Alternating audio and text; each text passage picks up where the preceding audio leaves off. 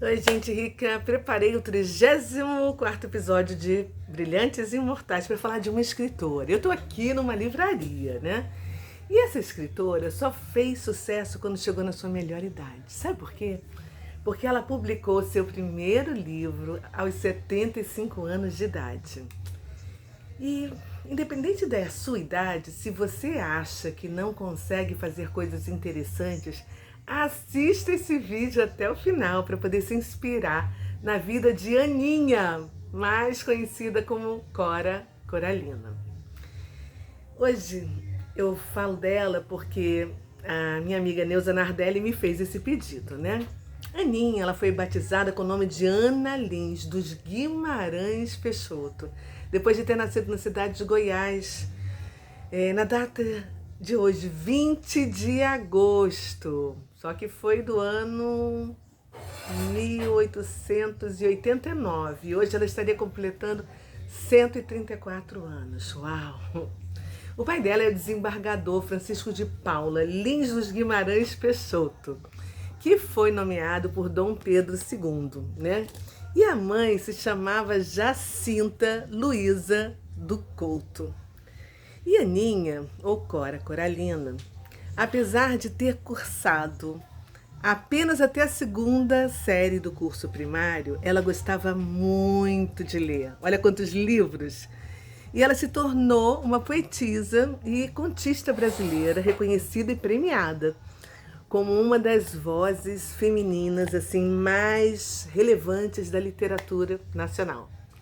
Você viu como é importante o hábito de ler, gente, diariamente? Quantos livros você lê por ano? Escreve aqui embaixo para eu saber. Há 3 anos atrás eu li 53, hein? Quando a Aninha tinha 14 anos de idade, ela começou a escrever contos com algumas amigas. E eles foram publicados no jornal de poemas que se chamava A Rosa, em 1908. 2 anos depois, em 1910, né, o conto dela, com o título Tragédia na Roça, foi publicado no Anuário Histórico Geográfico do Estado de Goiás. E pela primeira vez ela usou o pseudônimo de Cora Coralina. Será que você sabe qual é o significado do nome dela? Eu vou te contar. Cora é assim derivativo de coração vermelho. Era uma homenagem ao rio que passava ao lado da casa dela em Goiás. E Coralina veio depois, como assim uma soma de sonoridade, tradução literária. Então Aninha passou a ser conhecida como Cora Coralina nos seus contos e poesias. E aí, tempos depois, ela começou a namorar com um homem que era bem mais velho do que ela. Ele tinha 22 anos a mais e era separado da primeira esposa. E isso, assim, gerou assim um falatório na cidade e a mãe de Aninha proibiu a união do casal. Ela estava apaixonada, né? E quando ela fez 22 anos de idade, ela fugiu com ele, que tinha 44 na época, né? E ele se chamava Cantídio, olha que nome estranho, Telentino Bretas. E os dois foram morar numa cidadezinha no interior de São Paulo, onde tiveram 6 filhos. Infelizmente, 2 deles morreram logo depois do parto. E em 1922, quando eu falo essa data, você já deve assim imaginar o grande evento que aconteceu nessa data, né? A Semana de Arte Moderna de 1922. E a Aninha foi convidada para participar. Imagina que fantástico isso, né? Mas o marido dela não o deixou ir. Agora dá para você pensar na tristeza que essa moça sentiu de ser privada de participar de um movimento de arte, com Mário de Andrade, Tarsila do Amaral, de Cavalcante, quem mais? Com o escritor Oswald de Andrade, eu acabei de ver um livro dele aqui, Anita Mafaldi, Villa-Lobos e tantos outros artistas das 7 artes, né?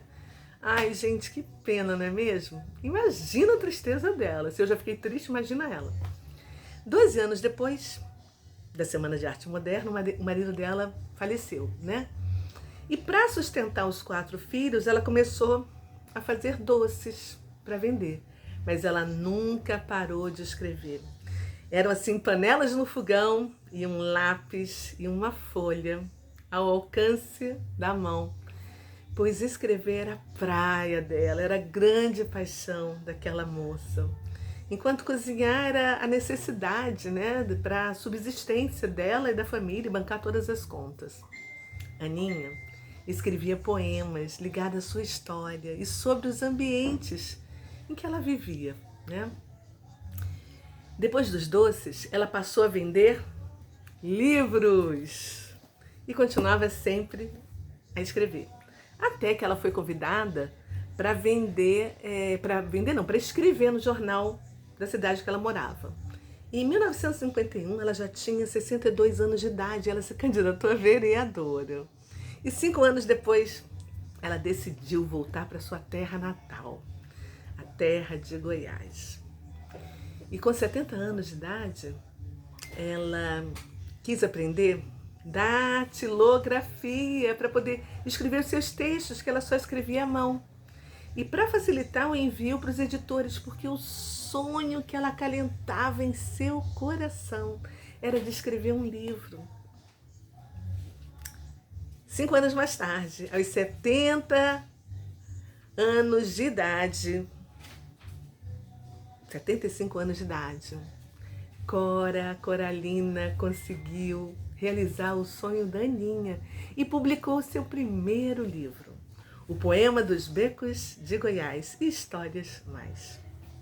Depois disso, mais 5 anos, e ela foi convidada para tomar posse da cadeira número 5 da Academia Feminina de Letras e Artes de Goiás. 11 anos depois dela ter lançado o primeiro livro, aí ela lançou o segundo livro dela. Já era 1976 e ela tinha 86 anos de idade. Olha que top, isso eu fico assim arrepiada, gente. O título do livro dela era Meu Livro de Cordel. E aí, você acha que ela vendeu muito? Não. Ai, o interesse do grande público só foi despertado para a obra dela quando, assim, 4 anos depois dela ter lançado o segundo livro, né? Oswald de Andrade, esse poeta, escritor, né? Carlos Drummond de Andrade, escreveu um artigo sobre ela no Jornal do Brasil. Olha como é bom a gente ter amigos que assim nos levantam, né, que falam da gente, que colocam uma coroa na nossa cabeça, que nos vende, que ajuda, né? E a partir de então é que ela começou a vender os seus livros, porque as pessoas começaram a prestar atenção em quem era a Cora Coralina. E aí começaram a ler e se apaixonaram pelo seu texto. Às vezes a pessoa é muito boa, né? Mas falta essa abertura dessa porta que se abre, esse engajamento. Hoje eu vivo assim no meio de muitos escritores e alguns deles acham que basta escrever, editar e divulgar nas redes para o seu livro virar um best-seller. Mas essa não é a realidade. Meus amigos escritores precisam conhecer um pouco mais da história de grandes escritores, né? E as suas trajetórias para conquistar o que todos sonham, ter um best-seller. Não é fácil, tá? Você tem que ir em frente, continuar, persistir, ser constante. E a poetisa que escreveu sobre o seu tempo e destacando a realidade das mulheres, né, do ano de 1900, já era uma senhora de cabelos brancos, que não era vista com seriedade. E se não bastasse ser mulher, uma mulher de terceira idade e sem posses, com escolhas estéticas feitas assim, que não agradavam, né, aos críticos, porque o motivo dela era assim, ela na verdade preferia optar por um vocabulário popular, e personagens marginalizados como escravas, sinhás, analfabetas, professoras, lavadeiras, prostitutas, etc. E que somente nos últimos anos da sua vida é que Aninha, o Cora Coralina, né, que não desistiu e nunca pensou em desistir, teve a sua obra literária reconhecida. E aí, a partir dali, né, ela passou a ser convidada para participar de conferências, de programas de televisão, de rádios e a todos os lugares. Ela foi agraciada com o título de doutora honoris causa, né? Pela Universidade Federal de Goiás. Você sabe qual é o significado de honoris causa, que é uma expressão latina? Eu vou te contar. Honoris causas pode ser traduzido como por causa de honra. Porque esse título é concedido pelas universidades, né? Para pessoas que, assim, em virtude da sua importância em algum campo de atuação, por exemplo, no caso da Aninha Cora Coralina, o campo de atuação dela é a escrita literária, né? E por isso ela mereceu receber esse título honorário de doutora, mesmo não tendo frequentado um curso acadêmico. Você lembra que eu disse no início que ela só estudou até a segunda série do curso primário? Pois é. A diferença é que naquela época as pessoas assim escreviam muito bem o português logo cedo. A escola era muito forte. Eles também faziam contas de matemática de cabeça. Hoje, infelizmente, nós estamos vivendo assim um mundo onde os universitários, além de não conseguirem interpretar um texto, quando tem que fazer uma redação ou escrever algo, eles escrevem errado do início até o final. E contas, só na calculadora, né, gente? Porque se não tiver calculadora, só no dedinho e olha lá. Bom, deixa eu voltar para a história da Aninha. Ela também recebeu o prêmio Juca Pato, da União Brasileira dos Escritores, como assim uma intelectual, no ano de 1983, com o livro Vintém de Pobre e as Confissões de Aninha. É meu. Isso ela já tinha 94 anos de idade. E ela se tornou a primeira mulher a receber essa homenagem desde o início da premiação, que começou em 1963. Olha só, hein? Ela também recebeu o prêmio Jaburu e foi eleita símbolo da mulher trabalhadora rural pela Organização das Nações Unidas para a Agricultura e Alimentação.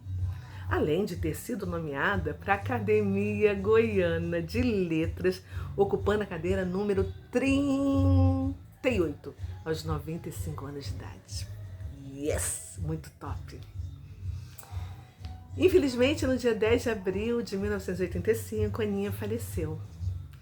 Antes de completar 96 anos de idade. Ela estava no hospital, né, com uma forte gripe, que acabou virando uma pneumonia. E após a sua morte, amigos e parentes se reuniram, né, e assim criaram a Associação Casa de Cora Coralina, que é uma entidade de direito privado sem fins lucrativos. E hoje, essa casa onde ela morou e onde depois ela voltou para morar em Goiás, né, quando ela saiu de São Paulo, virou um museu, Casa de Cora Coralina. Quando você estiver em Goiás, vá lá, porque deve ser um espetáculo. Um dia eu vou lá. Bom, Aninha, como era chamada pelos íntimos e como eu gosto de chamá-la, ela não se pertence. Ela é patrimônio de nós todos que nascemos no Brasil e amamos a poesia. Essa é uma das frases de Carlos Drummond para essa mulher incrível, que vale a pena ser lida e apreciada. E como eu sempre faço, eu vou deixar aqui algumas frases de Cora Coralina para você anotar no seu caderninho. Algumas ditas e outras escritas em alguns dos seus poemas e contos. Ela diz o seguinte: o que vale da vida não é o ponto de partida, e sim a caminhada. Caminhando e semeando. E no fim terás o que colher. Fui limitada na primeira infância, fui limitada quando eu era menina, na adolescência, fui limitada de casada e não quero ser limitada depois de velha. Recrie a sua vida sempre, sempre. Renove pedras e plante roseiras e faça doces. Recomece. Nasci em tempos rudes. Aceitei contradições, lutas e pedras como lições de vida. Aprendi a viver. Não me sinto livre, me sinto liberta. Coração é terra onde ninguém vê. O medo é a escravidão maior da criatura. Procuro suportar todos os dias da minha própria personalidade renovada. Expurgando dentro de mim tudo que é velho e morto. Nas palmas de tuas mãos, leio as linhas da minha vida. Não te procurei, não me procurastes. Íamos sozinhos por estradas diferentes. Eu não era carneiro para andar pastorado. A política é importante, não para mim, mas para a mulher, como um todo. Ai, gente, são muitas as frases e os poemas dessa mulher sensível, maravilhosa. Você tem que ler, se ainda não leia, leia, porque ela é simplesmente fantástica, viu? E depois de ouvir essas coisas da Aninha, essa mulher que deixou assim um legado, que é um dos mais relevantes da literatura brasileira, carregadas assim de elementos do modernismo, né? Ela foi muito importante para a valorização da cultura nacional. E hoje eu finalizo esse episódio, né, como sempre faço também, com a frase de uma pessoa muito especial, que é a minha amiga Bel. É uma amiga querida, sensível ao ambiente, generosa em suas ações, que sabe vigiar e orar pelos amigos, pelos seus filhos, neta. E a frase da Bel é: através do conhecimento discernimos que tudo pode parecer bom, mas nem tudo nos convém.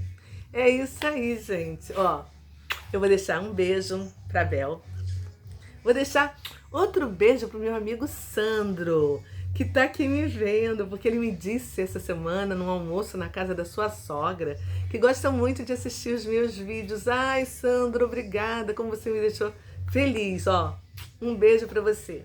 E deixo um outro beijo pra você que ficou comigo até agora.